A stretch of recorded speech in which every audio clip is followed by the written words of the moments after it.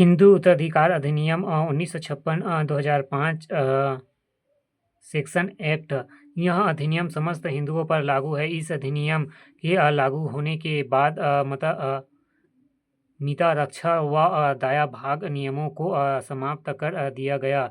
हिंदू स्त्रियों को प्रथम बार अपनी संपत्ति पर पूर्ण अधिकार दिया गया।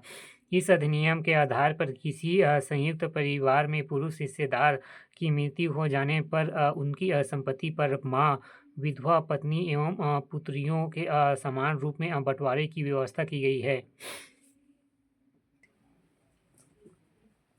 इस अधिनियम में स्त्री को माता, पत्नी व पुत्र के रूप में संपत्ति का उत्तराधिकार प्रदान किया गया। स्त्री की स्थिति में सुधार तथा आत्मनिर्भरता के लिए अत्यधिक लाभकारी सिद्ध हुआ। 1937 में देशमुख एक्ट में हिंदू महिलाओं को जो सीमित अधिकार मिले थे उसे इससे पूर्ण बनाया गया। हालांकि कृषि भूमि और शादीशुदा महिलाओं के लिए ये अधिकार सीमित रहे, जो अंततः 2005 के कानून से प्राप्त हुए।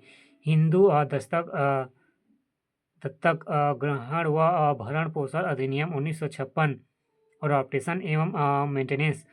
उल्लेखनीय है कि गोत्र परंपरा सिर्फ हिंदुओं में प्रचलित है। मुस्लिम, ईसाई, यहूदी, पारसी इसे अलग अलग कारणों से अस्वीकार करते हैं। हालांकि जेनुअल जस्टिस एक्ट 2000 के अंतर्गत जब कोई भी गोद ले सकता है।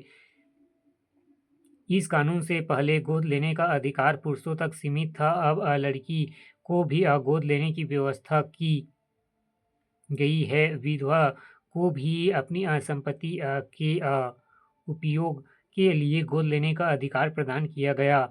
भरण पोषण के अंतर्गत पति की संपत्ति में से स्त्री को भरण पोषण का अधिकार दिया गया। साथ ही पुरुष भी आय का साधन न होने पर पत्नी की संपत्ति में भरण पोषण का अधिकार है।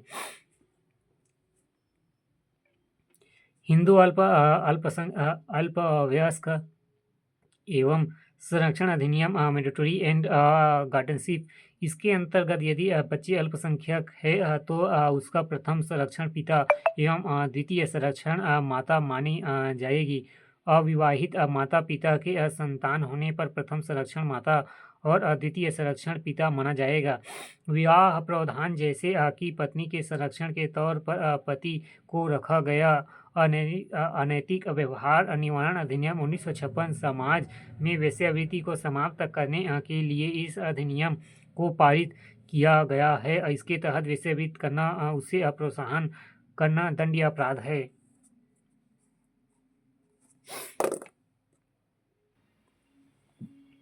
दहेज प्रतिषेध अधिनियम 1961। दहेज कुप्रथा को रोकने के लिए भारतीय संसद द्वारा यह अधिनियम पारित किया गया था कि अधिनियम के तहत दहेज लेने पर प्रतिबंध लगा दिया जाए। 1986 में संशोधन से इसे कठोर किया गया। मातृत्व लाभ अधिनियम 1961 महिलाओं को उनके मातृत्व के दौरान रोजगार संबंधित लाभ प्रदान करता है। यह महिला कर्मचारी को मातृत्व लाभ सुनिश्चित करता है, जिससे कार्य से अनुपस्थिति के दौरान नवजात बच्चे की देखभाल के लिए उन्हें वेतन का भुगतान किया जाता है। यह प्रावधान 10+ रोजगार देने वाले किसी भी संस्था पर लागू होता है। मेडिकल टर्मिनल ऑफ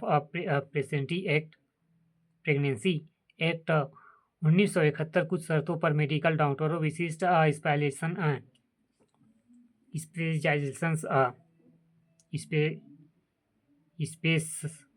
स्पेशलाइजेशन वाले द्वारा गर्भपात कराने की अनुमति देता है। एक डॉक्टर की सलाह से 12 हफ्ते तक और 2 डॉक्टरों की सलाह से 20 हफ्ते तक गर्भपात कराया जा सकता है। समान परिश्रम अधिनियम 1976। यह अधिनियम पुरुष और महिला श्रमिकों को समान और समान प्रकृति के काम के लिए समान वेतन के भुगतान और स्थानांतरण, प्रशिक्षण और पदोन्नति आदि के मामलों में महिला कर्मचारियों के खिलाफ भेदभाव नहीं करने का प्रावधान करता है। बंधुआ मजदूर निषेध अधिनियम 1976। इस अधिनियम के जरिए बंधुआ मजदूर गुलामी से मुक्त हुए, साथ ही उनके कर्ज की भी समाप्ति हुई। इस गुलामी की प्रथा को कानून रूप से संज्ञेय दंडनीय अपराध बना दिया गया। महिलाओं की नैतिक प्रदर्शन अधिनियम